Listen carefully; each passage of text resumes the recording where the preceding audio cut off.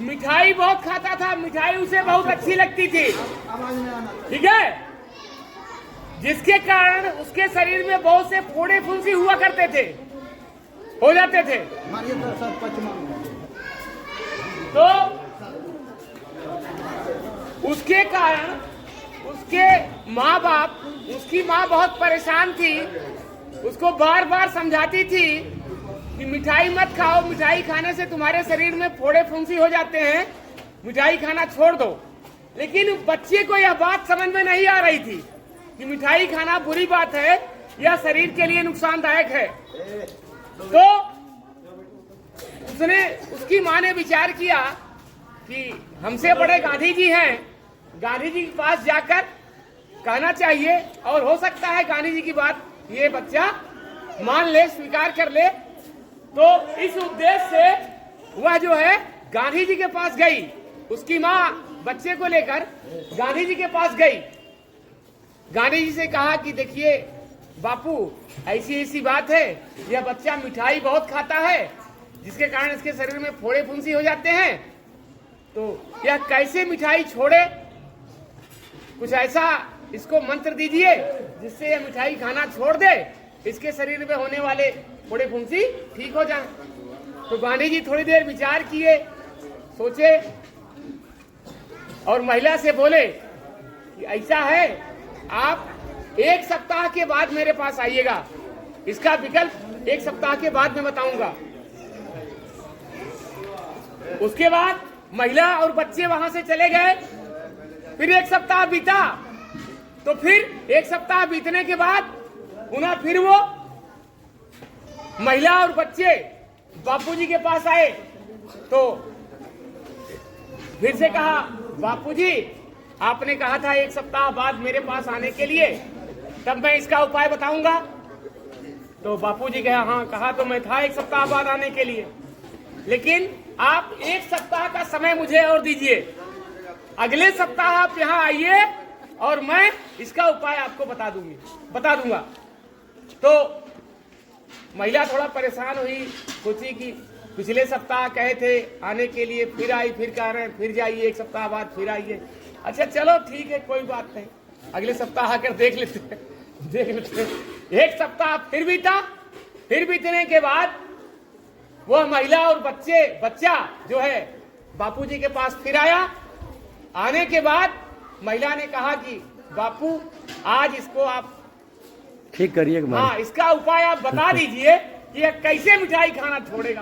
कहा हाँ बिल्कुल, आज मैं तैयार हूँ, एकदम समझाने के लिए आज मैं तैयार हूँ और यह मिठाई खाना बिल्कुल छोड़ देगा। ठीक है, महिला बहुत प्रसन्न हुई, भाई चलो कम से कम दोबारा आने की झंझट से तो बचे, नहीं फिर क्या देते बापू एक सप्ताह बाद आइए ना।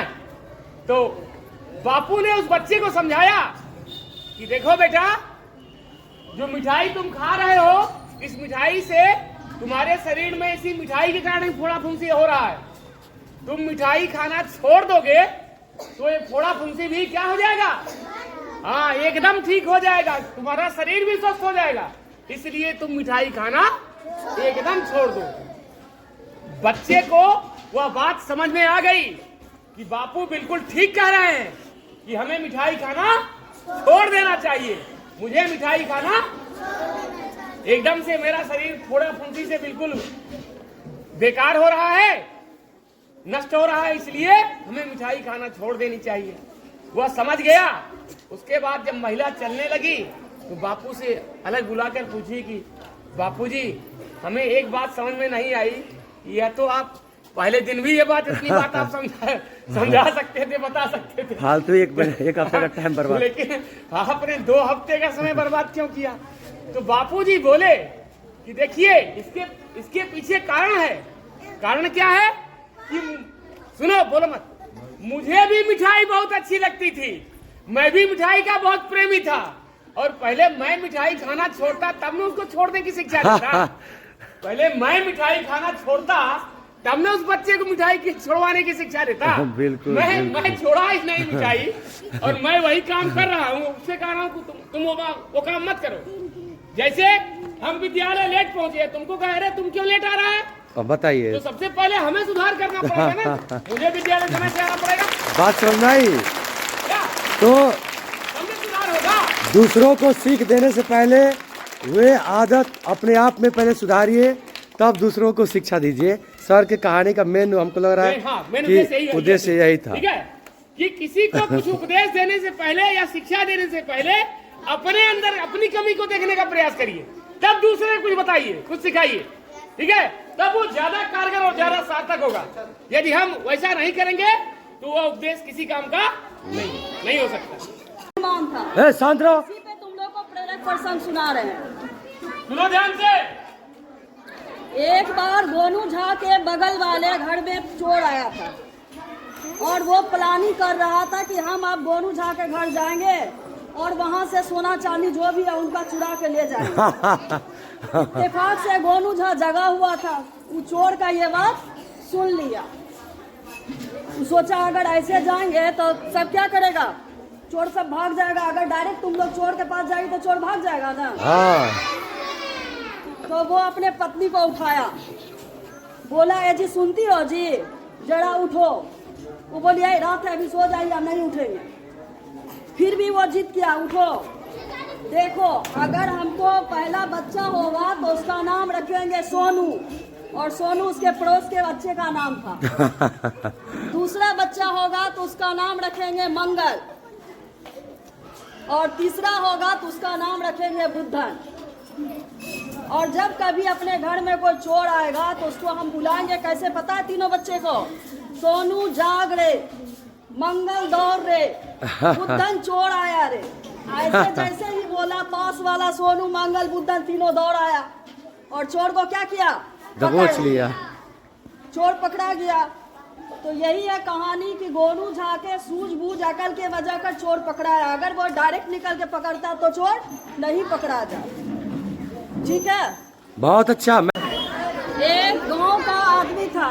ए, शांत रहो। गांव के आदमी थोड़ा कम पढ़े लिखे होते हैं, इंग्लिश की कम जानकारी होती है उसको। तो वो बेचारा गया, उसको डॉक्टर ए, शांत रहो। वो गांव सर, के सर। आदमी को भैंसा जो है भैंस मारा था और उसका पैर गया था टूट। भैंस के मारने से उसका पैर टूट गया था। वो गया डॉक्टर के पास, और डॉक्टर पढ़े लिखे होते हैं। वो अपने पेशेंट से इंग्लिश में पूछा व्हाट हैपेंड। What happened. गाँव का आदमी सोचा वो डॉक्टर इंग्लिश में पूछ रहा है तो हम भी तनी इंग्लिश में बोल देते हैं। वो बोला भैंसा मारन दिया सिंगड़ा। भैंसा मारन दिया सिंगड़ा। इनवाई टेंगड़ा। इनवाइट टेंगड़ा। और देन आई एम लंगड़ा। गजब अंग्रेज था वो भी। मैम के लिए ताली बजाइए। बहुत शानदार। अंगूरी मैम जी के द्वारा आपको एक बाल कहानी सुनाया गया और उम्मीद है